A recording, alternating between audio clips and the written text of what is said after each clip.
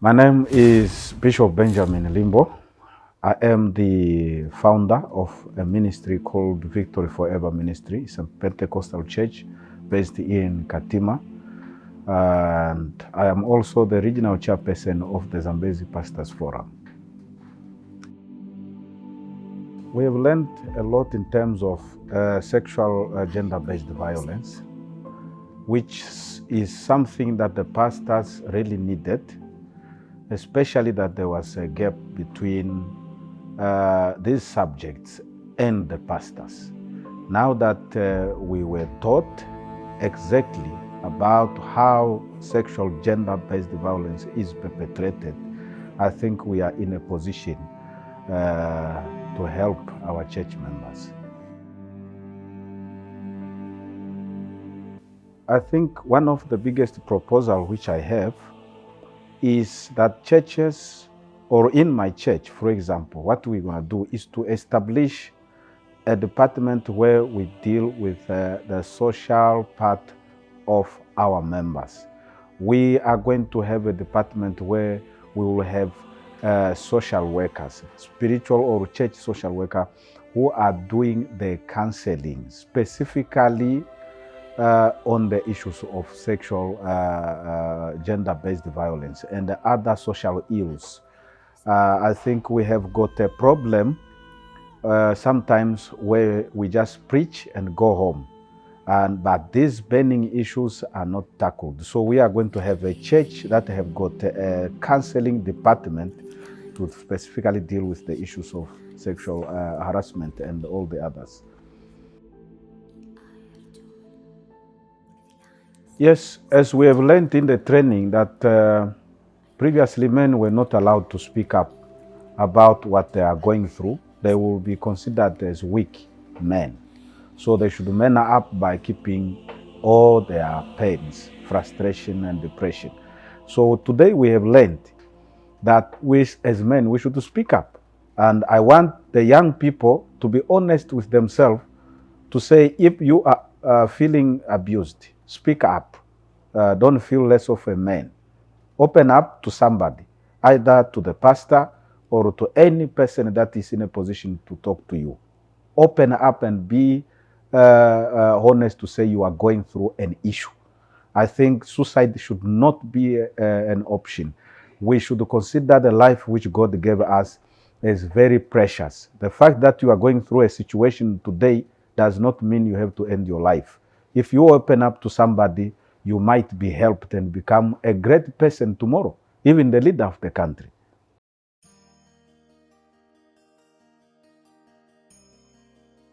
Yes, the first one is, I will say, the allowance of childhood early marriage. This is a very common practice, especially in the region where I'm speaking from now. My people are stuck to that myth of saying a young girl can be married at any age. In fact, they are betrothed as early as it can be 10 years, 8 years old. They are already betrothed to somebody who is already old. And it is considered as a very normal practice. And this betrothal happens without the consent of these young ladies.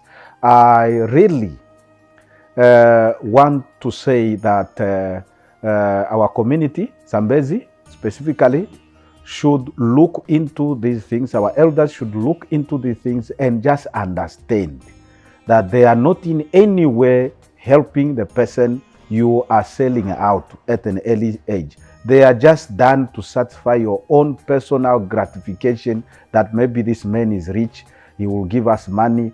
Maybe this man is of a higher status in the society, therefore our family will be recognized if we give our daughter in early marriage. Let's stay away from this early marriage arrangement. And the other thing is the issue of men being the provider is also a very dangerous, like we have learned today, cultural belief that a man, no matter what, must be able to be the provider. What if I can't get a job? So I am no longer a man. And these are issues that are causing our young men to start engaging into criminal activities like armed robbery and all these kind of things, so that they can have something to show that they are men. I want us to liberate our young men, to tell them the truth that even if you don't have money, you are not less of a man. It's just the time and the opportunity. You will become also successful in your own way. But being successful does not mean that's when you are a man. You are a man even if you don't have all these material gains. Yeah, thank you. I want also to appreciate your organization for bringing this training specifically to Zambezi region, and more importantly to the pastors that need this information, because we are misinterpreting the Bible somehow. So I hope and trust that the pastors today got the training and they are going to implement it in their churches. Thank you very much. My name's Mr. Luingi Lawrence Adolf. I'm from the Evangelical Bible Church in Namibia. I'm the district executive administrator in the church. The first thing is that I've come to understand the difference between sex and gender, which really helped me in terms to define what we mean by gender-based violence. And as well, within gender, I have also understood that there is the responsibility which the society attached to men and women, which now makes them that once they want to go out of the nutshell of those principles, that's when now they start to violate the rights of others. For example, male abusing or violating the women, and the women violating the men. And I'm delighted really for the knowledge which I observed from the training. And lucky enough, within the church, there is already a platform in which the information can be disseminated. For example, we have the men's ministry, the women's ministry, the children's ministry. Therefore, from all the good principles which I've learned, which we need to impact with in our community, whereby, for example, in the men's ministry, then we have to set up meetings whereby we sit only with men, make them understand what is right within to be done in the society, for them on how they can behave responsibly to their wives. For example, many of the problems in the society is facing is that of sexual gender-based violence, whereby mostly, especially men, they violate their women, feeling that maybe perhaps that's how they show that they're in control, or they use what they have in resources to abuse the principles or the rights of the women. And then as well, even with the women, it makes us now to be able to understand, to call them, to understand their notion on their principle within the society, their rights and how they should behave within society, and now try to change that notion whereby now they have to work in an equilibrium principle system, whereby instead of just depending on a man or seeing a man as a provider or seeing a man as the one who heads the family or control anything in the family, they now come to understand that themselves as well, they are there to contribute and help bring up the man who is solid enough in the society.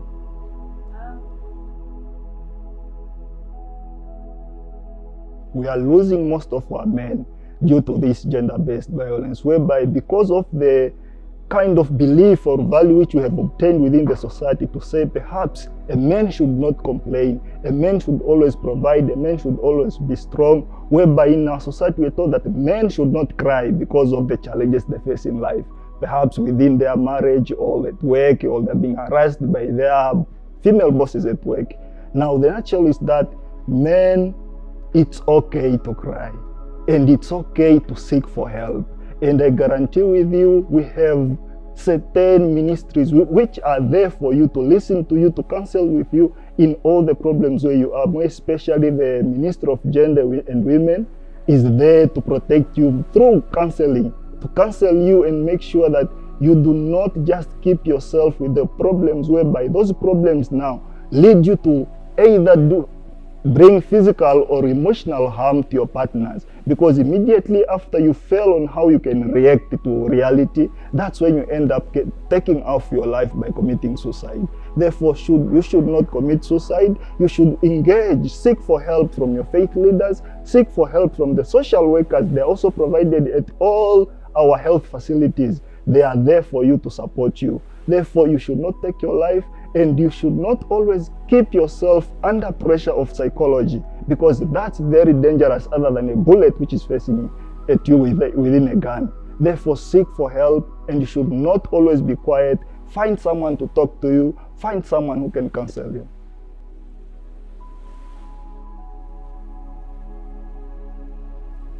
First thing, our women, you have to take out the notion or the beliefs which the society has brought within you, of seeing a man as a strong human being, one who should not cry, one who will always provide for you no matter what, no matter the circumstance they are in. From now on, you need to believe that men really need your help. You should understand men when they are in the times of grief, when they are in the time of challenges, when they are now unemployed. Perhaps they were there, you looked up to them when they were employed. And then when they're unemployed, you look down to them and see them that maybe perhaps they're not men enough.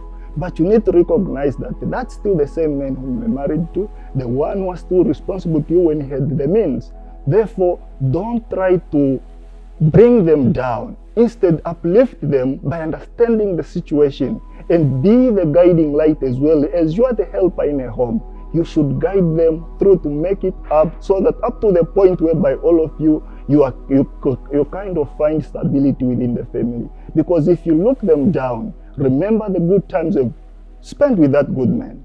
And if you look them down in that time of need, when they need you so much, that's whereby they will fail to react to reality and end up violating you because of what they think you have done into their lives. Therefore, they need your help. At all times, you need to be faithful with your partners, you need to be trusting with them, and you should be the good counselors and advisors to your men.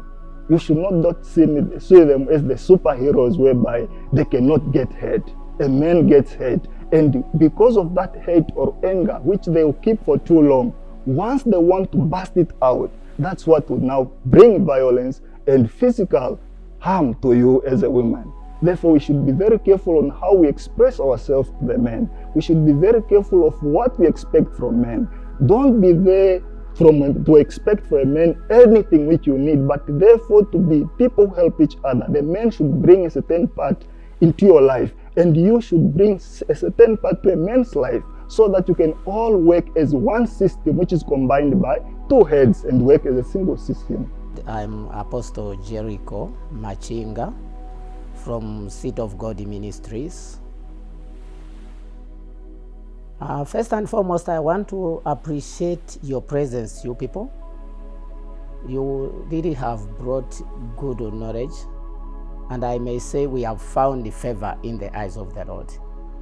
We didn't expect this, but it came at the right time when God allowed it.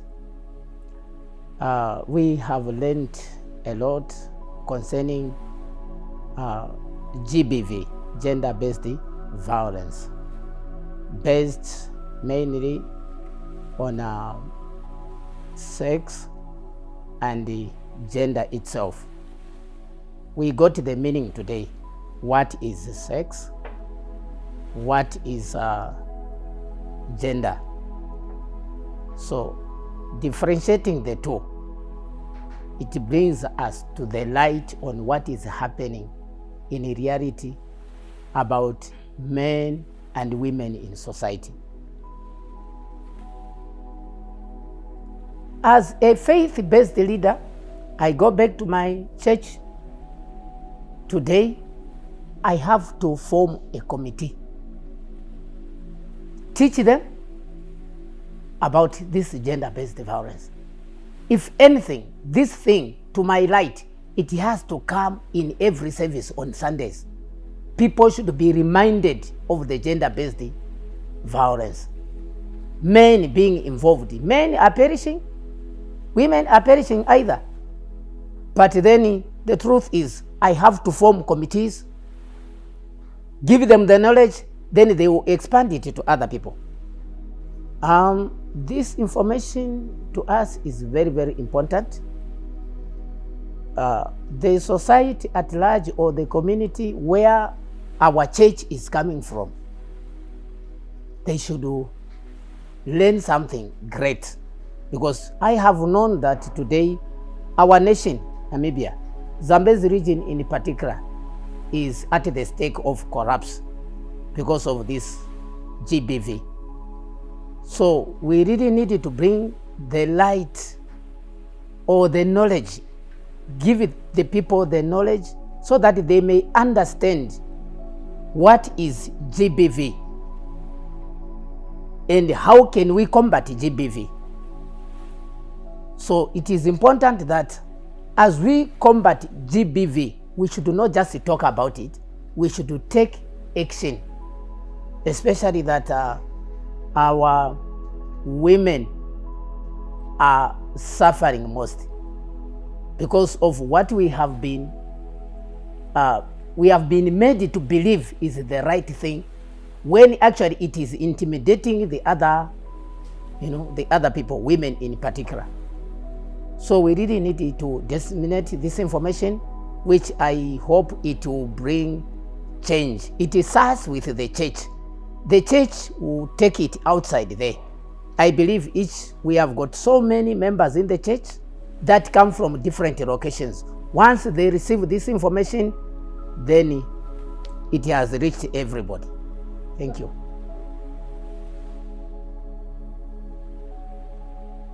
Men are suffering. I said earlier on that we have been taught by the society that as a man, be strong. Don't cry. That is what we have been taught. We have been made to believe that a man is a strong person who should not cry even when there is a situation. Not knowing that a man at that time is like onion. Deep inside there, you are perishing, you are dying because of a situation. But yet the other person is encouraging you to say, you are a strong man. Don't cry, don't do what. No. I'm urging this young man today, this old man today, who is having a situation, let him cry. Let him bring it up. Let him talk. Let him open his mind so that other people there outside will be able to help him, unlike risking death by suicide. Yes, I'm Shepherd Nyambi from the Uniting Reformed Church in Southern Africa, Ngweze congregation. I serve as a Christian youth minister, and as well as I'm a honorary PhD candidate for YBU. The first thing and the best thing that I've learned was on the rape aspects, because at most times we people, especially young people, don't consider rape as part of gender-based violence. But today I just found out that actually rape is part of gender-based violence, and how we might perpetrate it even without knowing that we are actually engaging in contributing towards this trend. So when we'll be holding our programs, our engagements, gender-based violence from now on will be part of the topics that we'll be talking about, because at most times, especially as young people, we think that gender-based violence has nothing to do with us young people. We think of it as a marriage issue, as a thing that has to do with people who are adults from the age of 40, somewhere there. We actually tend to exclude ourselves from it. First thing will be not to stick by the trends to say, like for instance, as prayer males, not to stick to the trend to say men don't cry, such cultures and gender norms, to avoid them at any cost, as they are the main causes and contributing factors to these suicide ideologies or other mental health related cases.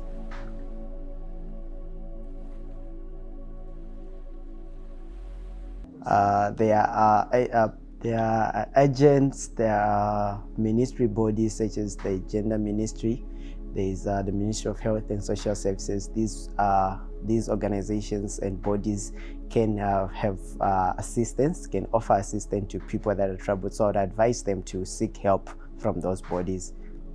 For men, I think it's the men don't cry aspect.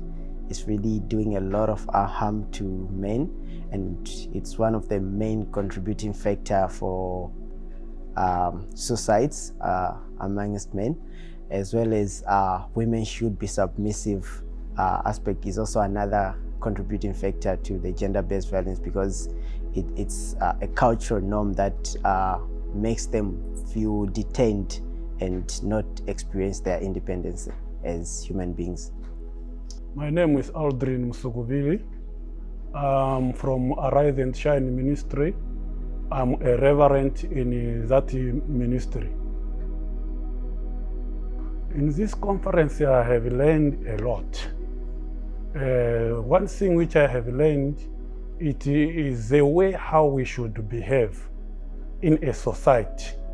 That we find that most of violence which is occur in this society is done by men, or is done because of lacking of understanding the importance of other human beings. According to the information that I have gained in this conference, the way how I should take it to my church member, I will teach my member how to care with other human beings. First of all, I'll tell them that no, you see, you people, you have to love one another. You have to care one another. Don't look according to the people how he are. And also because you people who are coming to the church, you are the people also who are from the society.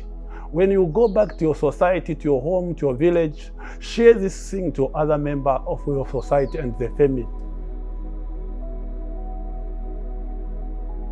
Yeah, that's a tragic point to a young man, because a young man to lost his life, it seems that the country has lost the future. Because that man was supposed to work in a mine, was supposed to become the soldier or to become the president of the country. Unfortunately, the people, they are lacking of understanding. We are going to push them in and out.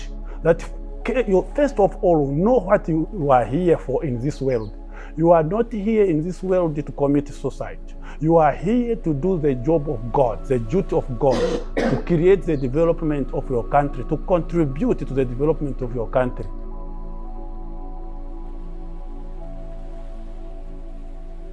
Yeah, also the culture is contributing a big problem in the society.